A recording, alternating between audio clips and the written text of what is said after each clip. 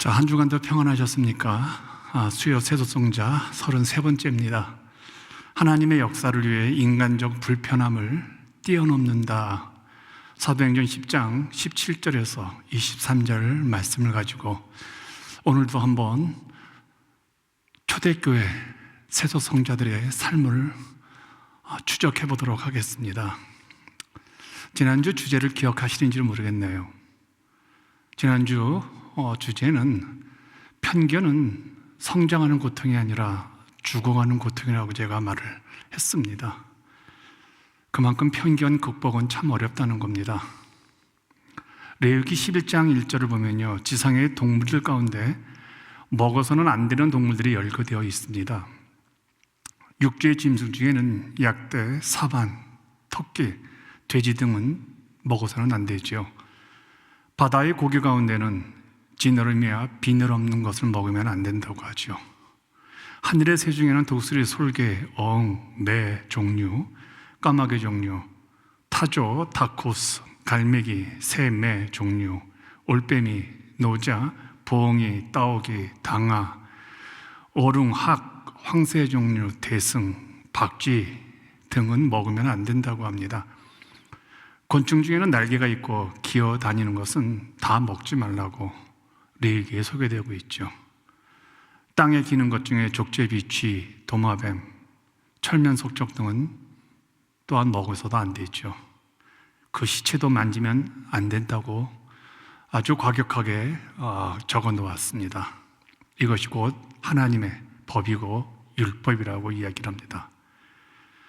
자, 이런 율법을 오랜 세월 따랐던 습관이 몸에 밴 사람들에게 아무리 하나님의 음성이라 순종하라 먹으라 해도 그게 쉽게 극복이 되겠냐는 거예요.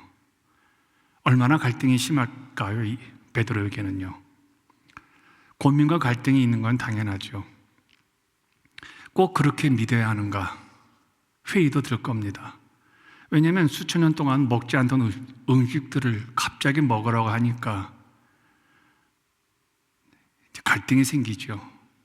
이게 한 세월이 아니에요. 몇천 년 동안 먹지 말라는 음식을 한순간에 베드로에게 먹지 말라고 하니 베드로에게는 대단한 도전이고 대단한 어려움 가운데 이제 빠질 수밖에 없는 것이죠. 습관이라는 것이 이렇게 무섭습니다. 안 지키면, 습관을 안 따르면 자신이 무너질 것 같은 착각이 됩니다. 그래서 한번 바꿔볼까 하면 불안합니다. 안 가본 길이기 때문에 더욱 그렇죠.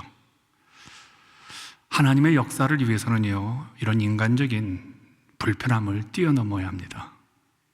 편안함, 그 얘기가 아니라요, 내가 불편한 것들을 넘지 않고서는요, 피해서는 결코 하나님의 역사를 이룰 수가 없다고 오늘 성경이 이제 이야기하는데 한번 구절 연구로 들어가 보겠습니다. 17절과 18절에 보니까요, 베드로가 본 바 환상에, 우리 지난주에 보았던 하늘에서 내려오는 바구니에 동물들이 들어있는 거, 그 환상입니다. 그 환상이 무슨 뜻인지 속으로 의심하더니 의심할 수밖에 없지요. 처음 보는 거니까. 마침 고넬료에 보낸 사람들이 시몬의 집을 찾아 문 밖에 서서 불러 묻되 베드로라는 시몬이 여기 우거하느냐 하거늘. 여기 환상은 우리가 지난주에 잠깐 살펴봤지만 이방인의 구원 여정을 소개하고 있는 겁니다. 먹지 말라는 이 음식들은 이방인들을 지칭한다고 말씀을 드렸죠. 이 환상의 공통점이 무엇이었습니까? 기도해야 볼 수 있다는 겁니다. 기도해야 들려온다는 거죠. 엎드려야 하나님의 보여주신 환상을 볼 수 있다는 겁니다. 그러므로 기도는 굉장한 영적인 파워입니다. 그래서 기도는 습관이기도 합니다. 시간을 정해놓고 운동을 하는 것과 똑같다는 그 말이 바로 이런 의미에서 정확합니다. 여기서 마침이라는 것은 그냥 정확한 시간입니다. 베드로가 환상에 대해 고민하고 있습니다. 갈등하고 있습니다. 바로 그 시간에 고넬료가 보낸 세 사람이 이제 도착한 시간이라는 거예요. 바로 이게 딱 정확하게 맞았다는 겁니다. 그래서 성경은 원어는요, 이 극적인 순간을 강조하기 위해서 보라는 의미인 이들을 사용했습니다. 이두, 보라 이런 의미입니다. 고넬료 중도는 당시 유대인들이 이방인과 교제하는 것을 매우 싫어하고 부정하게 여기는 것을 알기 때문에 아주 지혜롭게 문 바깥에서, 집 바깥에서 베드로의 유숙을 물었던 거예요. 들어가지 않고. 그러니까 이 고넬료의 집안의 사람들이 매우 지혜로운 것들인 것을 보게 되어지죠. 19절과 21절입니다. 베드로가 그 환상에 대하여 생각할 때 성령께서 저더러 말씀하시되 두 사람이 너를 찾으니 일어나 내려가 의심치 말고 함께 가라. 내가 저희를 보내었느니라 하시니 베드로가 내려가 그 사람들을 보고 가로되 내가 곧 너희의 찾는 사람이니 너희가 무슨 일로 왔느냐. 그 환상에 대하여 생각할 때 베드로가 지금 그 환상, 지난주 보았던 그 환상을 지금 갈등하고 있는 겁니다.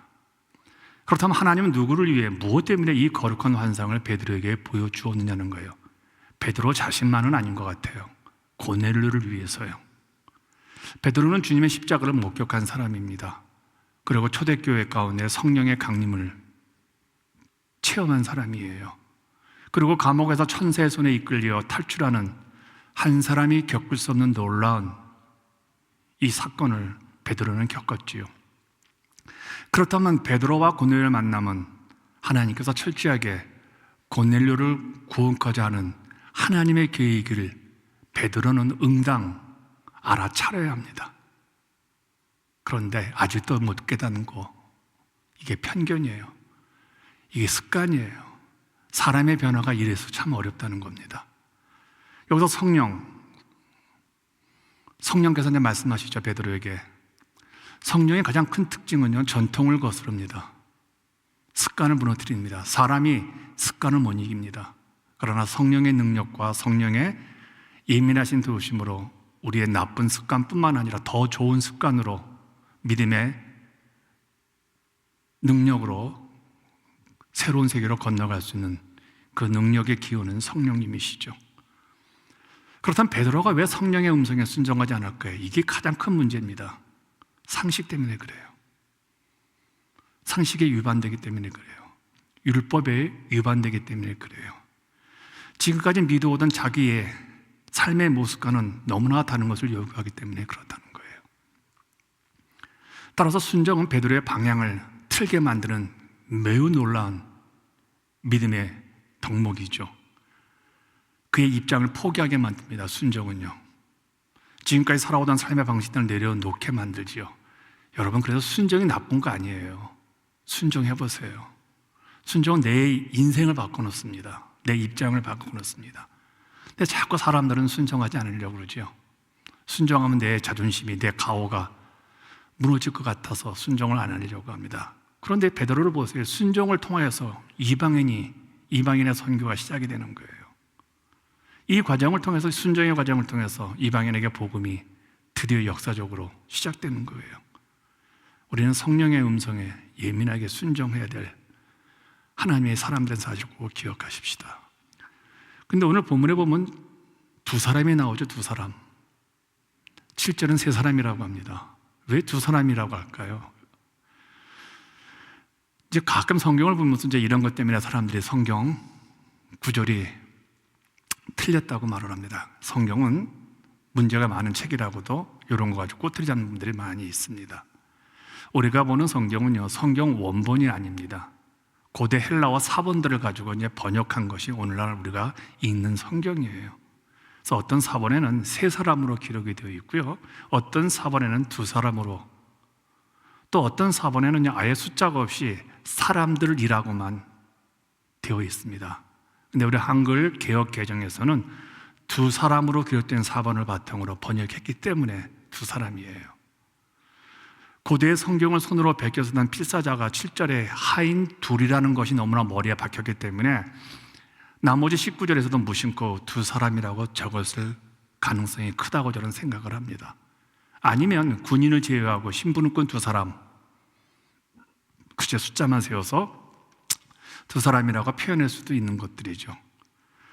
근데 최근 새 번역이라든지요, NIV라든지요, ES 등은요, 7절과의 일관성을 고려해서 세 사람으로 기록된 사본을 택하여 지금 번역하고 있습니다. 따라서 문맥상 7절에 고넬료가 3명을 보낸 것이 확실하기 때문에 사실은 지금 이 본문도 세 사람으로 번역하는 것이 옳습니다. 그래서 요즘에는요, 성경이 다 세 사람으로 이제 번역을 하고 있습니다. 어쩌면요, 성경 내용의 오류라기보다는 어떤 고대 사본을 기준으로 번역했느냐에 따라서 번역상의 차이로 이해하면 큰 무리는 없지요. 자, 여기서 의심입니다. 디아크리노메노스라는 뜻이죠. 이건 뭐냐면요, 의심이란 말이 긍정적인 말로 구별하다는 뜻도 있습니다. 판단하다는 뜻도 있습니다. 네거티브하게는 이제 부정적으로는 염려하다라는 뜻도 있죠. 그러니까 환상에 대해서 염려하지 말라는 거예요, 성령께서요. 그러니까 유대인과 이방인에 대한 외형적 판단, 그가 할례를 받았느냐, 그가 어떤 음식을 먹고 있느냐, 그걸 가지고 구별하지 말라는 거예요. 그게 의심이에요. 왜냐하면 내가 그들을 보내었노라 라고 합니다. 편견 극복의 가장 큰 원인은 하나님이 하셨다는 거예요. 내가 이 사람들을 너에게 보냈다는 거예요. 하나님 안에서 나를 지으시고 저 사람을 지으신 하나님께서 이방인의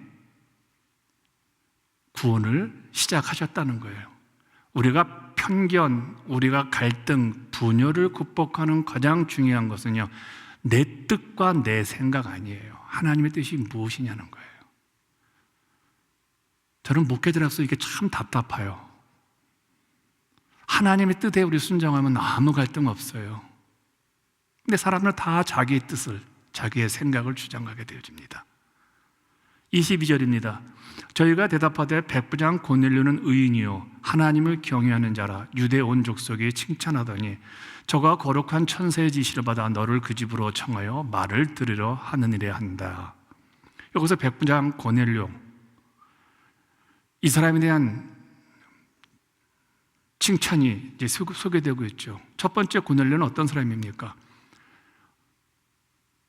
로마 식민지의 주둔군 장교이면서도 다른 군인들과 달리 의로운 사람이라고 이야기합니다. 두 번째는 유대인들이 부정하고 간주하는 이방인이지만 하나님을 믿지는 않지만 하나님을 경외하는 사람이라고 소개하고 있죠. 세 번째는요, 지배자 계급에 속해 있으면서도 피지배 민족인 온 유대 족속들로부터 칭찬받는 분이라고 소개합니다. 네 번째는요, 거룩한 천사의 음성을 들을 만큼 신령하고 귀가, 마음이 열려진 분이라고 합니다. 이게 고넬료 스스로가 칭찬하는 게 아니라 그 주변 사람들이, 이제 세 사람이 이렇게 말을 하는 거죠. 식솔들이 자기 주인 고넬료에 대해서 이렇게 말을 하는 거예요. 여기서 중요한 영적 교훈이 있습니다. 한번 생각해 보세요. 우리가 멀리 있는 사람은 참 쉽게 존경할 수 있어요. 근데 이제 가까이 있는 사람은 쉽지가 않은 거죠. 한 인간의 곁에 있다는 것은요, 그 인간의 꾸밈 없는 실체, 본질을 보는 것을 뜻하기에 그때부터는요, 연기할 수가 없어요. 위장이 불가능해요. 그러나 멀리 있는 분들은요, 가까이서 볼 수 없으니까 연기, 위장 가능하지요. 중요한 것은 이겁니다. 이 가까이서 섬겼던 이 종 세 사람이 고넬료의 장점을 이야기한다는 거예요. 근데 저는 여기서 이런 질문이 생겼어요. 고넬료라고 약점이 없었을까요? 모든 만남에는 상호 교류가 있습니다. 고넬료가 경건하다 하는 이유는요, 역으로 말한다면 고넬료 주변 사람들도 경건하다는 거예요. 누군가 사람을 욕하는 분들이 있죠. 뭘 저를 욕하기도 하고 교회를 욕하기도 하고 어디 나가서. 그러면 제가 욕 먹을 만한 어떤 짓을 할 수도 있습니다. 그러나 그렇게 말하는 그분이 이미 근본적으로 불평하는 자요, 원망하는 자요, 경건하지 못한 자라는 사실을 우리는 알아야 한다는 거예요. 바로 이 의미예요. 고넬료에 대한 약점이 없었겠으면 완벽한 인간이 어디 있습니까? 그런데 이 종들은 고넬료에 대해서 좋은 점만 이야기합니다.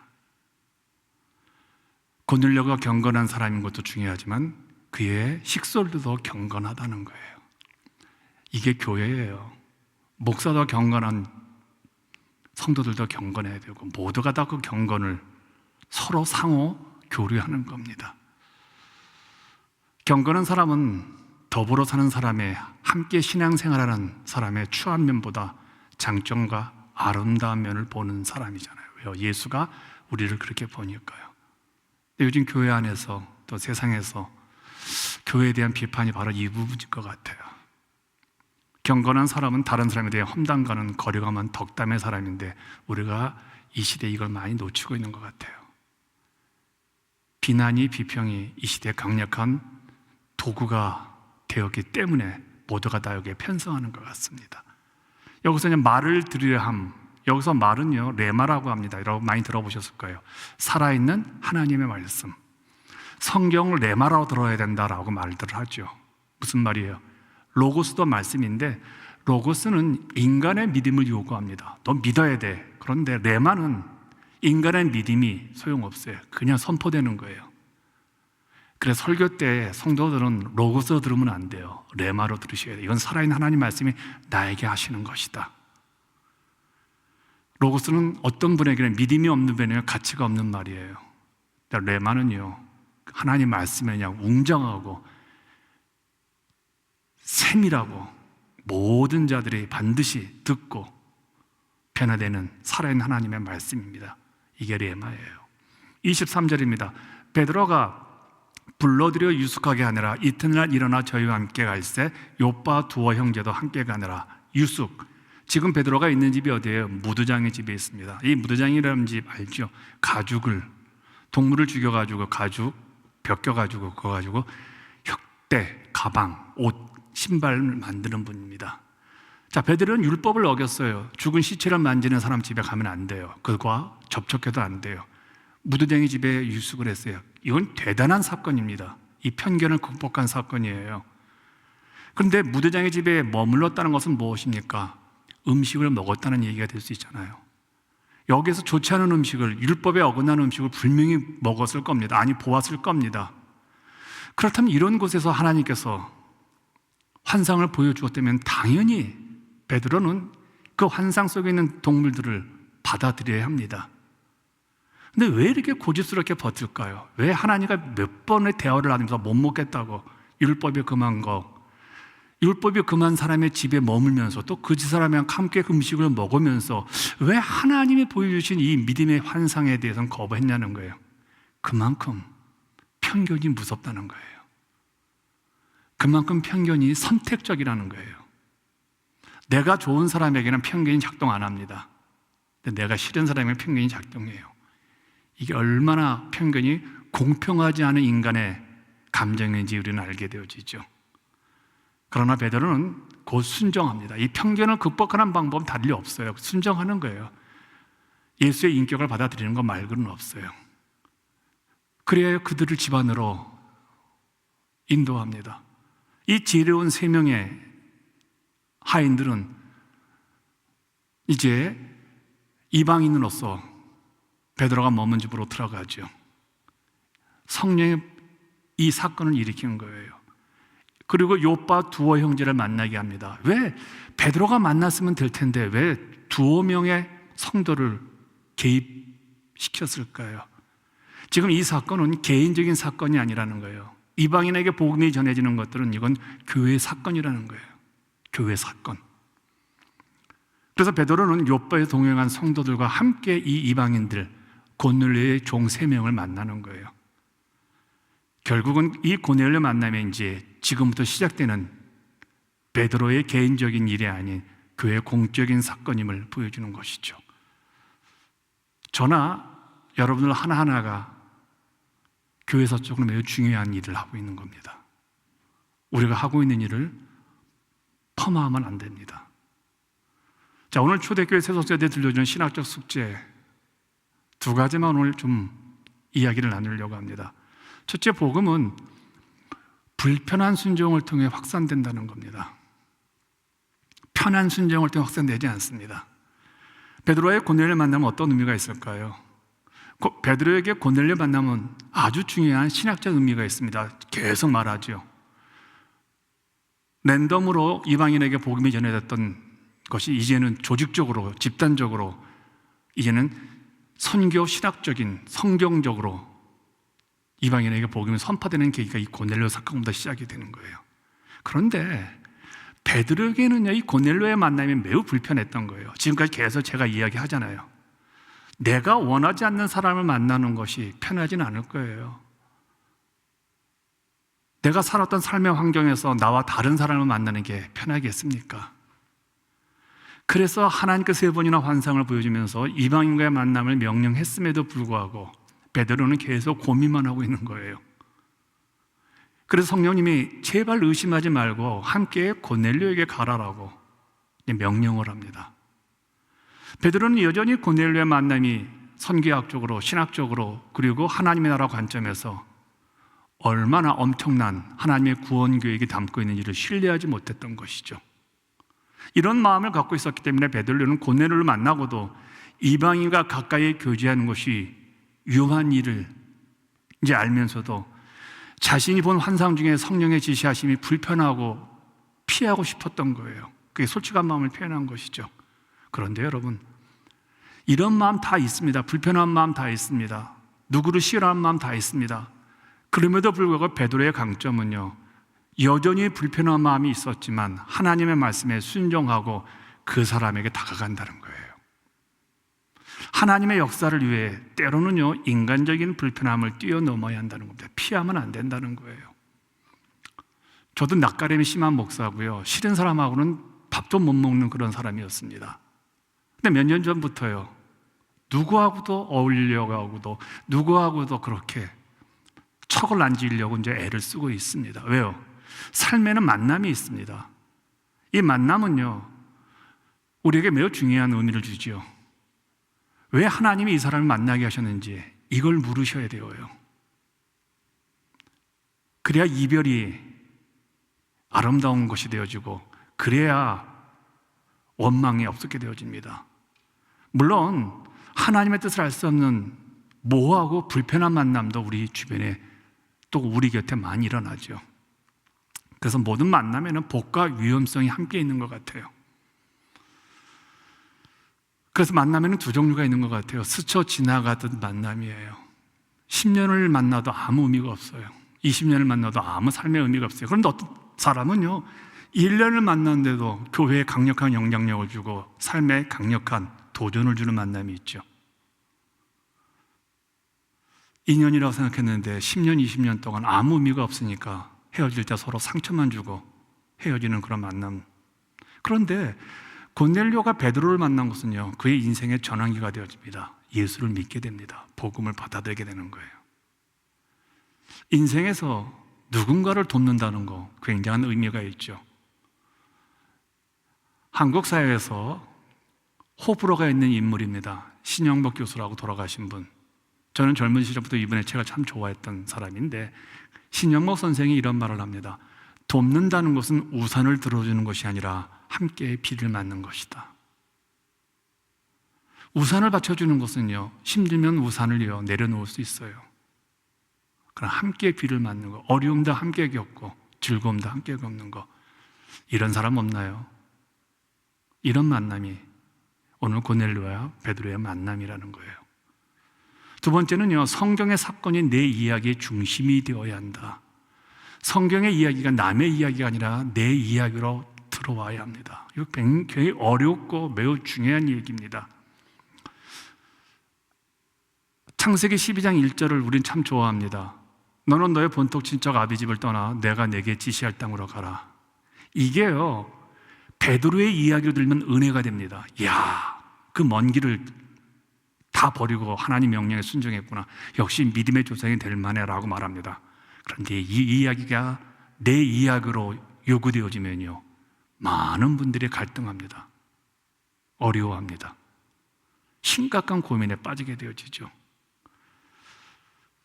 신앙생활하면서 성경에 등장하는 인물들이 나의 이야기로 받아들여서 나도 한번 이렇게 살아보겠다라고 하면요, 신앙은 급전중으로 바뀝니다. 아주 급격하게 바뀌기 시작을 해요. 내 얘기로 들려와야 살아보고자 하는 욕망이 생깁니다. 다니엘이 우상 숭배에 대한 단호한 이야기가 오늘 내 이야기가 됩니다. 요셉이 어디를 가든 하나님과 동행했다는 그 이야기가 내 이야기가 돼야 돼요. 욥의 고난이 어느 경우도 하나님 원망하지 아니하고 참아내는 기다림의 그 욥의 이야기가 내 이야기가 되어야 된다는 거예요. 예수님이 십자가를 지고 걸으셨던 그 길을, 그 말씀을 오늘 나도 십자가를 지고 가야겠구나라는 그 얘기가 내 얘기가 되어야 돼요. 그래야 1대1 하나님과 만남이 시작이 되어집니다. 남의 이야기를 들으면요 은혜가 되어요. 참 그렇구나. 그러나 내 이야기로 받아들이면요 이건 선택이고 순종이기 때문에 불편해요. 근데 이렇게 해서 복음은 나타나고 하나님 영광이 드러나는 것이죠. 꼭 한 가지만 말하고 마치겠습니다. 성령님의 음성은 기존의 내 신앙관을 뒤흔들어 놓아야 합니다. 위기를 만들어 놓아야 되어요. 꼭 그렇게 해야 하는 반응이 있어야 되어요. 하나님 말씀에 기가 막혀야 됩니다. 하나님께서 요구하시는 것이 내 심장을 멎을 정도로 충격이 있어야 합니다. 하나님이 섭섭해야 됩니다. 무서운 것을 요구하신 하나님이 보기 싫어야 합니다. 이 과정을 통과해야 하나님의 능력이 임하시고 성경의 이야기가 내 이야기가 되어져요. 신앙이 바로 이런 거예요. 내 이야기가 있습니까? 여러분 묻는다면요 살아온 이야기가 아니라 그 환경에서 그 조건에서 이겨냈던 이야기, 기다렸던 이야기. 기다림이 막연하게 나에게 막혔기 때문이 아니라 내 신앙생활 가장 중요한 것은 그냥 기다리는 겁니다라고 고백하는 것처럼 말입니다. 반드시 신앙은 내 이야기입니다. 성경은 내 이야기입니다. 하나님의 이야기와 내 이야기가 합쳐서 바다로 흘러가는 겁니다. 이제 새 소성들이 숙제로 물려준 기도 제목을 두 가지만 나눕시다. 우리 인생의 모든 만남에 의미를 갖되 성령님께 순종해서 이 불편한 관계를 넘어서서 복음의 확산자로 살아가는 이 요청을 지금 새 소성들이 우리에게 숙제로 주었습니다. 기도합니다. 주님, 이제 만남이 하나님이 일하시는 순종의 내 현실이 되게 하옵소서. 두 번째입니다. 성령의 사건은 성경의 인물들이 내가 되어야 되고 내 인생의 사건이 되도록 십자가 예수를 끝까지 바라보고 승리하셔야 합니다. 기도입니다. 주님, 성령의 인물 이야기가 내 안에서 터져 내가 바로 그 인물이 되기를 소원합니다. 오늘도 우리 한번 그런 인물, 그런 사건, 그런 삶, 그래서 나를 통해서 하나님의 나라가 확산되는 것을 꿈꾸면서 살아가시길 바라겠습니다. 한 주간 뒤에 뵙겠습니다. 같이 기도합니다.